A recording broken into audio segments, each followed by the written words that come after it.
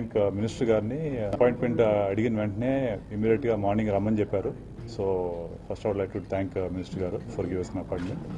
మేము రెండు విషయాల కోసం వచ్చామండి యాక్చువల్గా. ఒకటి స్పెషల్ స్క్రీనింగ్ మన మినిస్టర్ గారిని, మన ప్రిన్సిపల్ సెక్రటరీ గారిని అందరినీ స్పెషల్ స్క్రీనింగ్ కోసం పిలవటానికి వచ్చాము. అది టైం చూస్తున్నారు.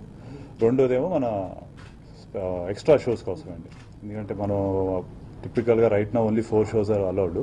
సో మనం ఇంకో షో ఎక్స్ట్రా ఉంటే వీకెండ్ వరకు ఎక్స్ట్రా ఉంటే మాకు బెనిఫిట్ అవుతుందండి. అండ్ డిమాండ్ కూడా ఉంది, అందరూ అడుగుతున్నారు. సో రిక్వెస్ట్ చేశాము, వెంటనే ఇమీడియట్గా జియో పాస్ చేస్తున్నారు. Would like to thank him for that also. మన ఇండియన్ సినిమా దంగల్ అనేటువంటి పిక్చర్ 5,500 థియేటర్స్లో వేస్తే ఈ సినిమా 6,000 దాటింది.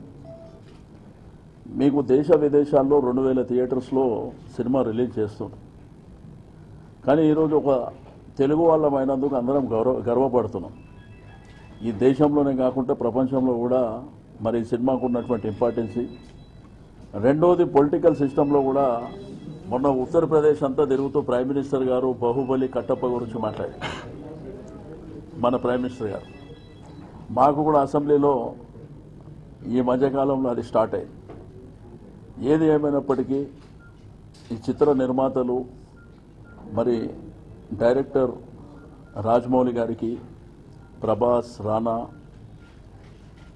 అనుష్క గారు, తమన్నా గారు, సత్యరాజ్ అనుకుంటా కట్టప్ప, అవునండి. అయితే దాంట్లో పనిచేసినటువంటి సాంకేతిక నిపుణులు ప్రతి ఒక్కరికి మనస్ఫూర్తిగా అభినందనలు తెలియజేస్తూ, బట్ ఈరోజు సమావేశం యొక్క ముఖ్య ఉద్దేశం ఏంటంటే సినిమా రిలీజ్ చేస్తున్నాం. ఒకటి, మన ప్రభుత్వాన్ని ఇన్వైట్ చేస్తాం. మేము ఒక స్పెషల్ షో వేస్తాం, అందరు రావాలని.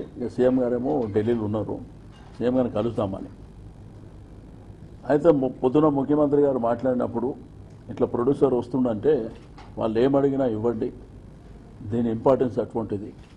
డెఫినెట్గా మన తెలుగు సినిమాకు సంబంధించి తెలంగాణ రాష్ట్ర ప్రభుత్వం అన్ని విధాలుగా వాళ్ళు షోస్ ఎక్కువ చేసుకున్నా వాళ్ళు అడిగినరు, మాకు ఎటువంటి ఇబ్బందులు లేవు.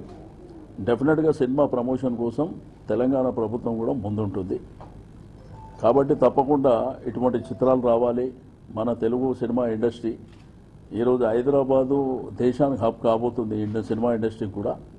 డెఫినెట్గా ప్రొడ్యూసర్ గారికి మరి నేను, మా ప్రిన్సిపల్ సెక్రటరీ గారు, మా అధికారులు ఇట్లా అన్ని విధాలుగా మేము కోఆపరేట్ చేస్తామని చెప్పినాం. మా ఉద్దేశం వల్ల ఏంటంటే కామన్ మ్యాన్కి అందుబాటులో ఉండే విధంగా సినిమా ఉండాలి ఒకటి. రెండోది ఏంటంటే కొంత థియేటర్స్ వాళ్ళు లాస్ట్ టైం సినిమా రిలీజ్ అయినప్పుడు బ్లాక్ టికెట్స్ అమ్మినారు. ఆ విషయంలో మాత్రం చాలా సీరియస్గా ఉంటాం. ఏదో సెల్ఫ్గా ప్రింట్ చేసేసుకొని 1,000 రూపీస్, 2,000, 3,000 మీ టీవీలో పేపర్లో కూడా వచ్చినాయి.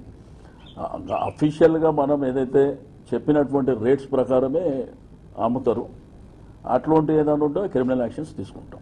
నేను బాహుబలిలో పనిచేసినటువంటి ప్రతి టెక్నీషియన్ కానివ్వండి, పర్టికులర్గా ప్రొడ్యూసర్స్ ఇంత పెద్ద ఎత్తున రిస్క్ తీసి, ఇప్పుడు మామూలుగా సినిమా అంటాం కానీ దాని వెనుక ఎంత రిస్క్ ఉందో మనకు అందరికీ తెలుసు. బట్ ఇటువంటి సినిమాలు కూడా తెలుగు వాళ్ళు తీస్తారని ప్రపంచానికి చాటి చెప్పిన నేను ప్రసాద్ గారికి, వారి టీంకు నేను మనస్ఫూర్తిగా ప్రభుత్వం తరఫున అభినందనలు తెలియజేస్తా ఉన్నా.